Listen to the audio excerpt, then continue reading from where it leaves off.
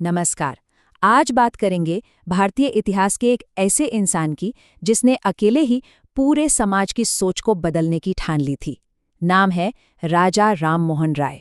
जरा सोचिए, एक शमशान घाट का सीन है।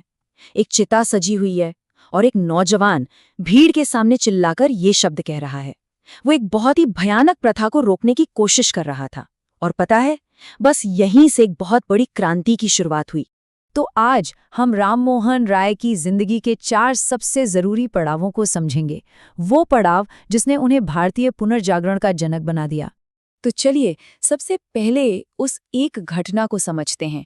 एक ऐसी घटना जिसने राममोहन राय की जिंदगी का मकसद हमेशा हमेशा के लिए तय कर दिया। वो प्रथा थी सती प्रथा। राममोहन राय ने चीख चीख कर इसका विरोध किया, लेकिन उनकी एक न सुनी किसी ने। वो औरत चिता पर कूद गई और जिंदा जल गई। इस एक सीन ने उस नौजवान के दिल को अंदर तक हिलाकर रख दिया था। बस यही वो पल था, वो चिंगारी थी जिसने एक आम से लड़के को एक महान समाज सुधारक में बदल दिया।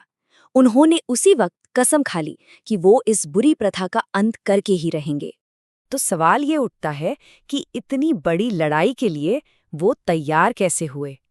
इसकी वजह उनकी जबरदस्त पढ़ाई में छिपी है।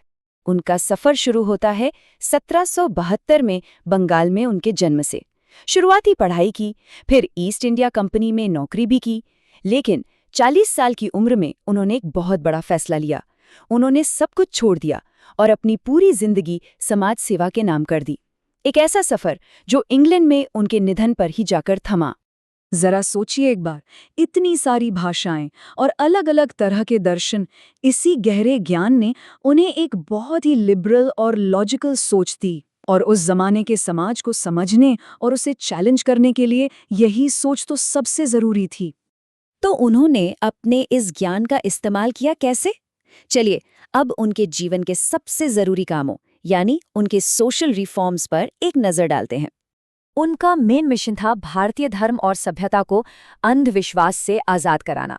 और यहाँ एक बड़ी दिलचस्प बात है, वो धर्म के खिलाफ नहीं थे, बल्कि धर्म में जो अंधविश्वास फैल गया था उसके खिलाफ थे। उन्होंने एक एक करके समाज की कई बुराइयों पर हमला बोला। सती प्रथा हो, बाल विवाह हो या फिर बहु विवाह, औरतों को नुकसान पहुंचाने वाली हर प्रथा के खिलाफ उन्होंने आवाज उठाई। उन्होंने मुश्किल जाति व्यवस्था को चैलेंज किया और औरतों के लिए प्रॉपर्टी और दोबारा शादी करने के अधिकारों की बात की। औरतें और मर्द बराबर हैं। आज ये बात सुनने में बहुत नॉर्मल लगती है ना? लेकिन सोचिए, उस समय में ये सोच किसी क्रांति से कम नहीं थी। और यही बराबरी का आइडिया उनके हर सोशल रिफॉर्म की नींव बना। राममोहन राय ये बात अच्छी तरह जानते थे कि सिर्फ आइडियाज से काम नहीं चलेगा। इन आइडियाज को जिंदा रखने के लिए इंस्टीट्यूशंस की जरूरत पड़ेगी। तो अपने विचारों को एक इंस्टीट्यूशन का रूप देने के लिए उन्होंने पहले आत्मीय सभा बनाई, जो बाद में ब्रह्म समाज के नाम से फेमस हुई। इसका प्रिंसिपल बहुत सीधा और पावरफुल था, ईश्वर एक है। और ये सोच मूर्ति पूजा और फालतू के रीति रिवाजों पर एक सीधा हमला थी, वही रीति रिवाज जो कई अंधविश्वासों की जड़ थे। अपने आइडियाज को आम लोगों तक पहुंचाने के लिए उन्होंने जर्नलिज्म का भी सहारा लिया। उन्होंने अलग अलग भाषाओं में वीकली न्यूज़पेपर शुरू किए ताकि उनका मैसेज दूर दूर तक फैल सके। वो मानते थे कि असली प्रोग्रेस तभी होगी जब इंडिया की अपनी बेहतरीन शिक्षा को वेस्टर्न साइंस और लॉजिक के साथ मिलाया जाएगा। वेदांत कॉलेज इसी कमाल की सोच का नतीजा था, जहां ईस्ट और वेस्ट दोनों दुनियाओं का बेस्ट ज्ञान एक साथ पढ़ाया जाता था। अच्छा, अब एक मजेदार सवाल पर आते हैं। हम सब उन्हें राजा राममोहन राय कहते हैं, पर ये राजा का टाइटल उन्हें मिला कहाँ से था? हुआ ये कि मुगल बादशाह ईस्ट इंडिया कंपनी से मिलने वाले अपने भत्ते से खुश नहीं थे, तो उन्होंने अपनी शिकायत रखने के लिए राममोहन राय को इंग्लैंड भेजा और इसी मौके पर उन्हें राजा का टाइटल दिया गया।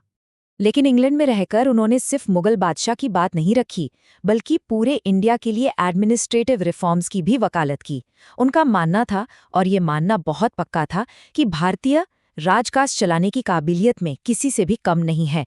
सिर्फ 62 साल की उम्र में इंग्लैंड के ब्रिस्टल शहर में उनका निधन हो गया।